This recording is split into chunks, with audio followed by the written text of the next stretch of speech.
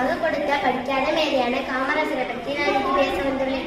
தென் தமிழ்நாட்டின் விருதுநகர் மாவட்டத்தில் தந்தை குமாரசாமி, தாயார் சிவகாமி அம்மாள் ஆகியோருக்கு மகனாக 1903ஆம் ஆண்டு ஜூலை 15ஆம் தேதி பிறந்தார் காமராசர். சிறு வயதிலேயே தந்தையை பறிகொடுத்து பள்ளி படிப்பை தொடர முடியாமல் வறுமையில் வேலைக்கு சென்றார். கருப்பு காந்தி என்று வடமாநில மக்களால் பாராட்டப்பட்ட ஒரே தமிழக தலைவர் ஆவார். இவர் பாம்பின்கால் பாம்பதியும் என்பார்கள். ஏழையாக பிறந்த இவர் ஏழைகளின் துயரத்தை துடைப்பதை தம் குறிக்கோளாக கொண்டார்.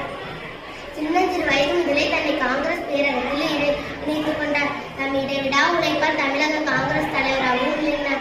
தமிழகத்தில் ஒப்புமையற்ற முதலமைச்சரான மீண்டும் மீண்டும் காமராசர் ஆட்சிக்கு வர வேண்டும் என்று மக்கள் ஆசைப்பட்டார்கள். படிக்காத மேதைகளும் பார்வையுண்டு என்பர். கட்டப்பட்ட கட்டறிவை காமராசர் பெறாவிட்டாலும் உலகமா பல்கலைக்கழகத்தில் அவர் கற்ற கல்வி ஏராளம். காமராசர் செய்த கல்வி தொண்டு கணக்கிலடங்காது. கல்விக்கண் திறந்தவர் கர்ம வீரர் கருப்பு காந்தி, ஏழைகளின் பங்காளர், தன்னலமற்ற தொண்ட பெருந்தலைவர், கிங் மேக்கர் என்றெல்லாம் புகழ் பெற்றனர். காமராசர் 1975ஆம் ஆண்டு அக்டோபர் 2ஆம் நாள் மறைந்தார். மாதிரியாக வாழ்ந்து மறைந்த நம் காமராசர் தொண்டு தியாக வாழ்வும் நமக்கு படிப்பினையாகவும் அமையும். கல்விக்கு தந்தை என்று போற்றப்படும் காமராசரின் பிறந்த நாளை கல்வி வளர்ச்சி நாளாக கொண்டாடப்படும். நன்றி.